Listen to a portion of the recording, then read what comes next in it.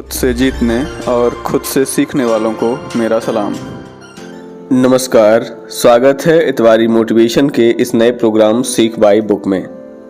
सीख bye book में हम सीखते हैं और हम सुनते हैं उन किताबों की कहानियाँ जो हमें रोमांचित करती हैं, हमें सोचने पर मजबूर करती हैं और हमें नई दिशा में ले जाती हैं। और इन किताबों से हम कुछ ना कुछ नया जरूर सीखते हैं। इस सफर में हम साथ हैं उन किताबों के जो आत्मसमझ, उत्साह और प्रेरणा के माध्यम से हमारा मार्गदर्शन करती हैं। वीडियो को शुरू करने से पहले मैं ये भी कहता चलूं कि आपका एक लाइक, एक शेयर और एक सब्सक्राइब हमारी उम्मीदों को और मजबूत करता है कि ऐसे ही कुछ नया सीखने वाले वीडियो लाने के लिए हम और प्रयास करें। मैं एक बात और आपको बताता चलूं कि आप अब हमें सपोर्ट करने के लिए ज्वाइन कर सकते हैं और हमें थैंक्स के माध्यम से हमारा सहयोग भी कर सकते हैं। तो तैयार हो जाइए, आइए सीखते हैं एक नई बुक से आज की नई सीख।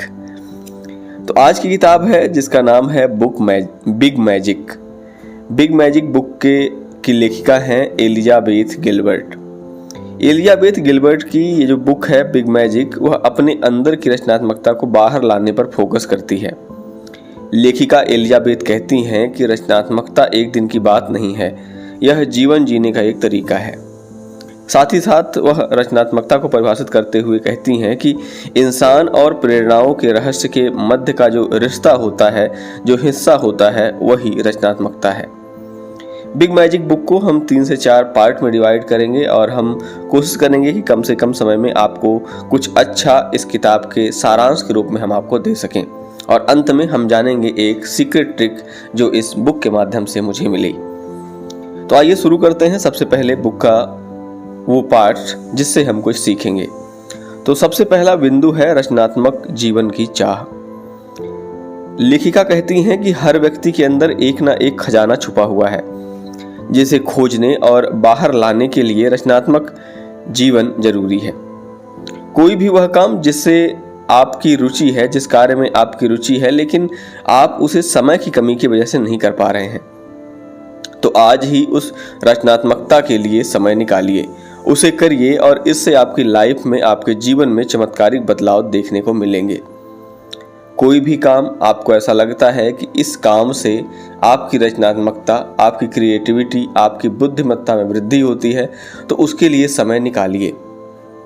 और जब आप समय निकालेंगे, जब उस कार्य को करेंगे, तो एक निश्चित समय जब आप विशेष कार्य करने के लिए निकालते हैं तो आपको निश्चित ही आपका जो लाइफ स्टाइल है, आपको जीवन जीने का तरीका है, उसमें चेंज आता है। दूसरा बिंदु है भय की बात की जा रही है। लेखिका कहती हैं कि जो भय है उससे हमें डरना नहीं चाहिए, बल्कि उस भय से हमें दो हाथ करना चाहिए। वो लिखती हैं कि डर की सूची बहुत लंबी है। उदाहरण के लिए, जैसे मुझ में कोई प्रतिभा नहीं है, मैं रिजेक्ट हो जाऊंगा, मैं असफल हो जाऊंगा, ये लोग, ये समाज क्या कहेगा, आदि कई सारे ऐसे डर हमारे मन में चलते रहते हैं जिससे हम भयभीत होते रहते हैं। लेकिन हमें इससे भागना या डरना नहीं है। ये जितने भी डर हैं, जितनी भी ये सूची है हमारी, इस सूची से हमें भागना नहीं है, बल्कि इस डर से पार पाते हुए हमें कुछ नया करना होगा, हमें कुछ नया सीखना होगा। लेखिका कहती हैं कि जब उन्हें कोई भी कार्य करने से दिक्कत होती थी, उन्हें कोई भी कार्य करने में भय महसूस होता था, तो उनकी माँ को ये बात पता चली और उनकी माँ ने हमेशा उन कार्यों को करने के लिए ही लेखिका को कहा जो कार्य करने से लेखिका को डर लगता था। यदि आपको पब्लिक में बोलने से डर लगता है, पब्लिक स्पीकिंग में डर लगता है, तो आप अपने घर में छोटे छोटे फंक्शंस में ये काम कर सकते हैं।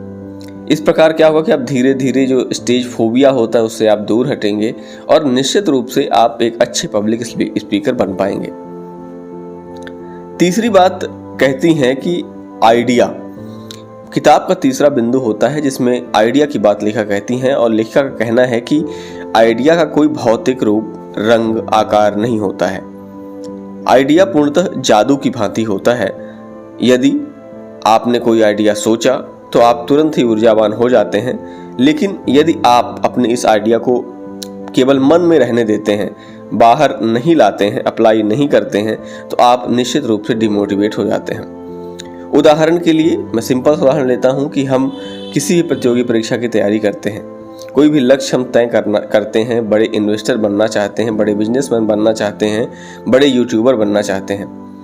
जब हम सोचते हैं तो हम ऊर्जावान हो जाते हैं, हमें लगता है अरे वाह इतना पैसा आएगा, इतनी गाड़ियाँ होंगी, इतने बंगले होंगे, हम ये करेंगे, ऐसे घूमेंगे।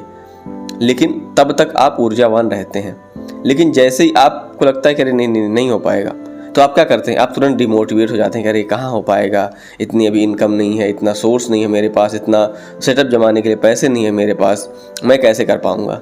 लेकिन आप सोचिए कि आपने जो सोचा है उसे स्टेप बाय स्टेप आप जीवन में लाइए, स्टेप बाय स्टेप उसको आप फलीभूत करिए, कार्यान्वित करिए, तो हो सकता है कि आप जीवन भर ऊर्जावान बने रहें।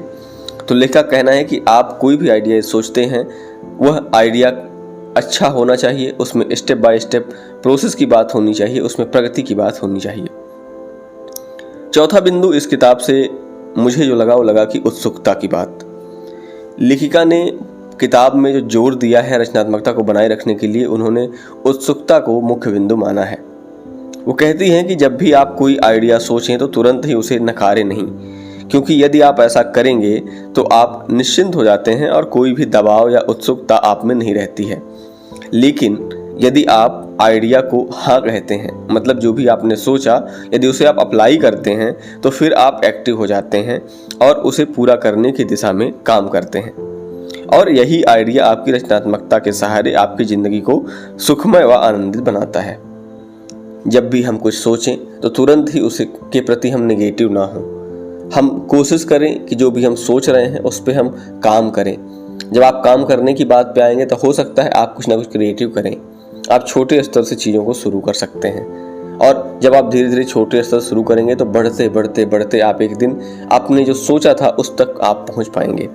तो लेखिका का सबसे बड़ा विचार ये भी है कि वो कहती हैं कि व्यक्ति को अपनी उत्सुकता बनाए रखनी चाहिए, अपने आइडिया के प्रति उत्सुक रहना चाहिए।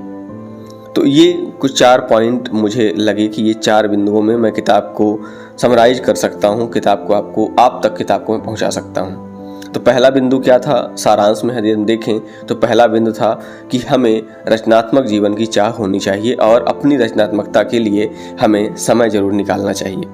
दूसरा है भय जो है उससे हमें डरना नहीं है, बल्कि जो भय है उससे हमें दो हाथ करने हैं, उससे हमें कुछ नया सीखना है और उसको भगा देना है। तीसरा बिंदु था आइडिया। लेखक कहना है कि हमें आइडिया जो है उन्हें एक जादू की भांति लेना है कि वह आइडिया हमारा जीवन बदल सकता है। और चौथा और अंतिम बिंदु था उत्सुकता को बनाए रखना है, हमें अपने आइडिया के प्रति, उसके परिणाम के प्रति हमें उत्सुक होना है। तो ये 4 चीज़ें मुझे सारांश के रूप में लगी। और आइए अब हम बात करते हैं सबसे अच्छे समय की, जिसे बोलते हैं सीक्रेट ट्रिक। वीडियो के इस भाग में हम इस बुक से एक सीक्रेट ट्रिक आपको बताते हैं। तो आज की इस बिग मैजिक बुक की जो सीक्रेट ट्रिक है वो यह है कि समय प्रबंधन के लिए अपनी दिनचर्या को तय करना चाहिए और उसमें सबसे ज़रूरी कामों को प्राथमिकता में हमें रखना चाहिए। टाइम मैनेजमेंट से ही आप रचनात्मकता के लिए समय निकाल सकते हैं और समय निकालने का सबसे आसान तरीका है जल्दी सोना और जल्दी उठना। और यदि आपने अपनी दिनचर्या को इस तरीके से नियमित कर लिया है कि आप एक निश्चित समय पर सोते हैं, एक निश्चित समय पर जगते हैं, तो निश्चित ही आपकी यह दिनचर्या भी आपकी रचनात्मकता ही है। तो ये थी आज की सीक्रेट ट्रिक। मुझे उम्मीद है कि आपको इतवारी मोटिवेशन के द्वारा, सीख बाय बुक प्रोग्राम के द्वारा बिग मैजिक बुक को समझने का अवसर मिला। मैंने एक छोटा सा भाग इसका सारांश के रूप में आपको प्रस्तुत किया है। आपको इस बुक को पढ़ना चाहिए, एलिजाबेथ को समझना चाहिए कि उन्होंने रचनात्मकता, क्रिएटिविटी को कैसे प्रदर्शित किया है, किस प्रकार जीवन को जीने में हम रचनात्मकता का अहम योगदान ला सकते हैं। मैं आशा करता हूं कि हमारा यह प्रयास आपको अच्छा लग रहा होगा और आगे भी आपको कोई ऐसी बुक लगती है जिसे आपको लगता है कि हाँ इस बुक को हमें समझना चाहिए, इसकी समरी समझनी चाहिए, तो आप निश्चित ही हमें कमेंट कर सकते हैं।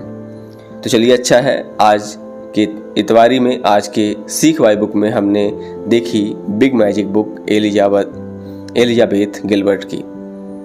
तो हंसते रहिए, मुस्कुराते रहिए और किताबें पढ़ते रहिए, क्योंकि किताबें पढ़ने से ही हम कुछ अच्छा सीखेंगे और जब हम कुछ अच्छा सीखेंगे तो जीवन में कुछ अच्छा करेंगे। धन्यवाद। जय हिंद।